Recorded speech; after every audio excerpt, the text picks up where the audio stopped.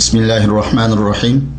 Hörmətli qarindaşlar, Din Hayat Namlıq söhbət proqramımızın növbətdəki bölümündə mərhum ustazımız Muhammed Salih Damollacım haqqında toxtalımız. Proqramımızın əziz mehmanları Ustaz Siraciddin Azizi və Ustaz Muhammed Yusuf Qaracımda buludu. Həmməylərinə məlum bolğanadək mərhum ustazımız şəhid Muhammed Salih Damollacımın vəfatı bu xalqarada çoğ bir xalqımız üçün uyğun iş payda qıldı. Hatta bu kişininki vəfatı hayatında 83 yıllık kan hizmetinden bu vəfatı onu aşırıp bir hizmet kılıp xalqımızdan birleştiriş, özümüzden kaydını bir uyğun iş payda qıldı. Bunun da elbette nurluğun sır hikmetler buluşu tabi. Şu vaxtda biz bir məlumat bir için bu ustazlarla cem bulup oturupdumuz. Muhammed Yusuf Qaracımın şu Muhammed Salih Damollacımın ki ilmi emgekler üstüde bir üçüncü belgen boslar kanı merhamet. Bismillahirrahmanirrahim. Elhamdülillahi Rabbil alemin. Vessalatu vesselamu ala eşrefil murselin. Seyyidina Muhammed ve ala alihi ve ashabihi ecmain. Ama ba'd. Ustazımız Muhammed Salih Damollacımın vafatı iş kılıp Uygurlar üçün aydı çoğun bir yokutuş oldu. Hem de alim hakikaten bek mol husulluk alimdi. Bu yerde şunda bir nesi digişkildiki adamın ki alim degandan ki aşında bir eseri bidanı qap koygan nesi bolsa şununla qati ölmeydiken, alim ölmeydiken.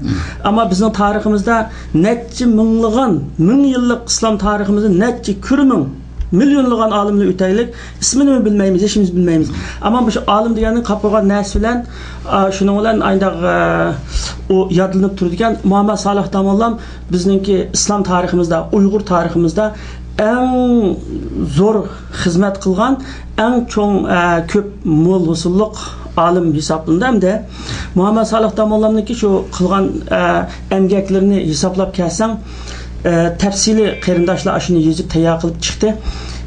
Kur'an-ı Kerim'nin tercümesinden başlap Cevami-i Tavarik'çe tercüme ve ta'lif eserler bulup 18 tane eseri çıkıp boğanken onun için başkalarla birleşip durup mesela tədqiqat nimesinde merkezinde başkalarla birleşip durup kılgan emgekleri Qutatqı bölükünü tədqiq kılıştım başlap bunu 19 tane eser hem de çoğun hacimlik eserler. Onun için bu ilmi makaleleri hadis-i şerif hakkında bayandan başlap hem de bu 20 parçadan çok hacimlik ilmi makalla bunu aynı vaxtda şu İslam cemiyetinin ki Müslümanlar jurnalda bəgən Muhammed Salih Damollacımın ki yani bir muşu emgekler bilen birlikte bütün muşu ulemalarga din yolda ketip bağan hizmet ketip bağanlarga ve bunda talib ilmilerge hem de çok zor bir ilham menbesi boğan yer hem de Muhammed Salih Damollacım aşı tır keçini gündüzü olap her kanda fırsatın paydalanıp aşında ilmi eser bilen hayatının en ahırgıca yani bir eser doğrusunda izdini ötüp diken. Hazır neşirden çıkmayan bir Uygurca, Arapça kamus. Bu çıkın Arapça Uygurca. Hazır Uygurca, Arapça kamusken, çoğun hacimliken, aşını işlevatkanken ahırgıca. Aşında turmay muhinde hizmet kılgan bir alim hem de. Şu anda bununki bu hizmetlerini hakikaten yani bu iyadi bir yer bunda besip takatkan kitaplamaz. Bu aşı merkez halk neşriyatı degan çoğun neşriyatta baskanlıkın bunu bütün bizning Şarkı Türkistan TV'sinde her kanda Uygur'a yetip bağan yani zor hizmet hem de bu zor hizmet hem de bu ölmeydiğen kep kaldığan bir hizmet. Yani Allah Teala'nınki dergahida merhumunun şunda makamı derecesinde yukarı buluşu mümkün şunda boğan okşaydı. Şuna bu merhumunun vafatı bizning Uygurluğun arasında körülüp bakmagan derecede çok bir nimi oldu. Uygurların uygutiş cihetin bolsun, Uygurların ki yani bir silkide Uygurlarında. Aşında bir alimimizden ayrılıp kaldık. Şunda adamın şunda digişkilt ki bir alim degen bu dünyada aşı üzününki aşı esiri bilen nimesi bolsa kap koygan bir nesi bilen şunun olan mengü ölmeydiken. Hem de Muhammed Salih Damollacım hem de şu mengü ölmeydiğen halkının kalbiden ketmeydiğen aşında ulemalarımızın birisi. Biz pəxirlenişke tigişlik ve o izni besişke tigişlik bir ulema hem de. Hakikaten bu şu Masmacım'ın ki Muhammed Salih Damollacım'ın hayatı Dünyanın hem yerlerde hatta tanımaydigan adamlarni öylerde hatmi qılatqan, dua qılayotgan, hatta xalqimizningki ko'chalarda nurg'unlagan adamningki janoza namoziga qatnashishi, davlatlarda g'oyiban janoza namozi o'qishlari bizga bir narsani o'ylatadi. Chunki bu odamning bundarchilik shunda bo'lib ketishi, bu ilmiy xizmatlarning shunda xizmatlarni nisb etishi, chunki buningda bir sir bo'lishi mumkin. Bu haqda sizlar bir tushuncha bergan bo'lsanglar, marhamat. Bismillahirrahmanirrahim. Muhammed Salih Damollomniki vafot haqiqatan Uyg'ur xalqi uchun Sharq Turkistonning ichida bo'lsin, chet elda bo'lsin, cho'ng bir yo'qotish bo'lganligi ham bu ulamoning, bu olimning ne kadar xalq yaxshi ko'rilganligini isbotlandi. Tarixda misli ko'rilmagan darajada bir qayg'urish ham buning ulamoning ish izlarini. Albatta buning ko'p sirlari bor. Bu sirlarni deb tugutish mumkin emas, ammo bu yerda deydigan muhim masala haqiqiy bir Rabbani olim bilan boshqa ulamolarningki yoki boshqa olim deb atalgan insonlarning o'rtasidagi farq.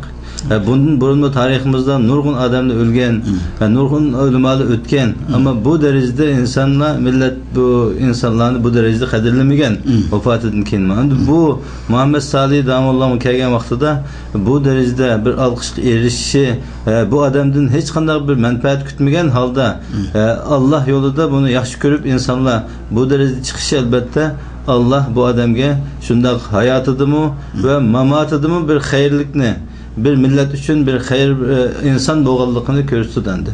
Albatta bu odamningki hayotida biz anlagan, ko'rgan nurg'un narsalar bor.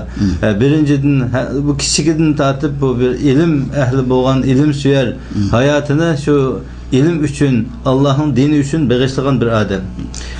Şu hatta bu adamning hayoti hatta bir yerga basımı yanchiqlarda o'sha mayda yanchiqdan tortib qo'ya yanchiqcha hammasida kitob bo'ladigan bir odati bor ekan bu Damollojimning.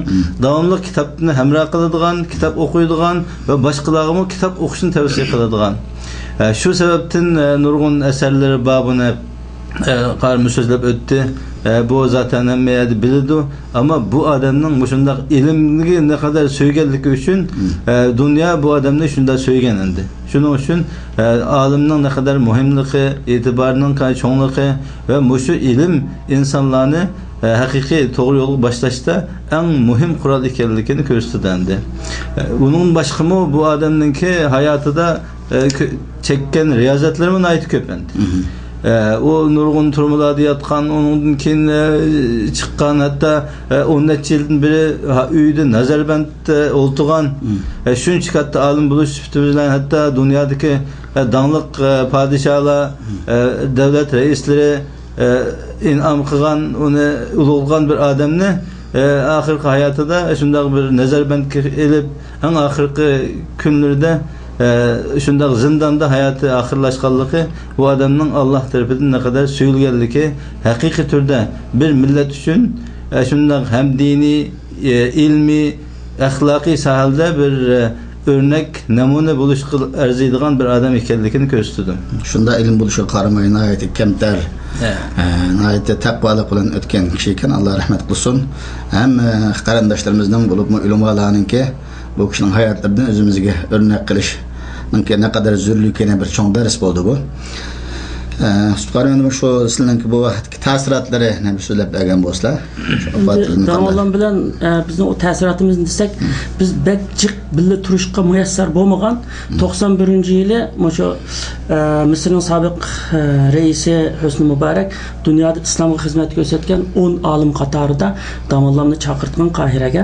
Shu chaqda bunga medal taqdim qilgandi, shu faxr medali. Shu chaqda Mısır'da biz bir 10-15-20 kuncha birga bo'ldik. Har kuni birga bo'lgandek bo'ldik. Nega borsak birga bordik. Hayotidan nurg'un ishlarni so'zlab berdi. Endi Damollom shu tug'ilsa kitobga ko'zini ichib ekan. Atrofiga qarasa kitob, o'g'il nega qarasa kitob. Dadasi bir tarafdan arabcha she'r yozayotgan, uyg'urcha yozayotgan, shunday bir nimada cho'nglab ekan. O menga eng bak ta'sir qilgan yerimda Damollomning axloqi kamtarligi.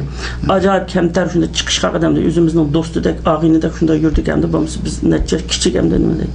Undan keyin yana bir cho'ng ta'sir qoldigan yeri vaqtni bak ching tutdi ekan. Asraynadim deb o'tdi, shu yangi quddan kitob to'shiydi ekan. Yana bir qalam, qog'oz ayrılmaydı ekan. Şu nimede Mevlüdün Nebi oğa vaqtken şunu udulkip kaldı. Aşağıda şu yolda bizler bir yer menip yürüp şiir yazdı. Mevlüdün Nebi hakkında şiir yazdı Arapça. Onu bizler üç çağda kompütür yok ama bir daktilo deyimiz aletül katibi de yazdıktan maşinde bir bastırış bergen bulduk. Şunu şu yığında okudu. Demek yani bir şiirini Marrakeş'te aeroportun düşüp Marrakeş'e bağışçılar şunu takside yazganken mesela aynı nimelerini deppeye geldi. Bunun için yani şu Kur'an-ı Kerim'de tercüme kılış jarayonida günde 18 saatten kam işlemedim deydi. Bu nayet tez vaqtda berilgan bir fursatdan chiqirib olishchamdi. Onu shundan mükemmel qilganki men keyingi Ürümçide İslam Cemiyeti'dekiler keyin tercüme qilgan tercümeni ko'rdim, onu ko'rdim. Menga ehtiyojim bo'lganligi uchun shu ishlar bilan shu selishtirib ko'rdim. Damollamninki bu nayet mükemmel qilgan. Uni bu harf söz kelime Arapçadan azap bir savadi çıkan bir adam endi ma Arapça sözünü nimde tercüme qilib desa udum da tapalaydigan. Bunda bir tercüme var mı? Mazmununu tercüme qilgan, ma'nisini tercüme qilgan bir ish var. Anda shuni qat'iy qilmagan. Uni ashu shunchalik ehtiyot qilgan hamda. Demak hamda Ürümçiga borgancha 94-93-yil kurashdik, Islom jamiyatiga berib kurashdik, uyga berib kurashdik shu chog'da tappagan misal kunlik vazifasini o'zi program tuzilgan. Masalan, shu kunda qiladigan ishini shu kuni qilmay yotmaydi ekan.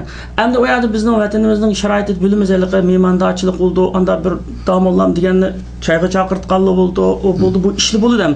Shu vaqtini shunda qisqa nurgun yaga bağmay, mühim bağımız bo'lmayotgan yerga bor ekan, lekin shu kunda 1-2 soat zayoqlab ketgan vaqtimni uyqumdan evalaman deydi. Ish kamaymaydi, masalan.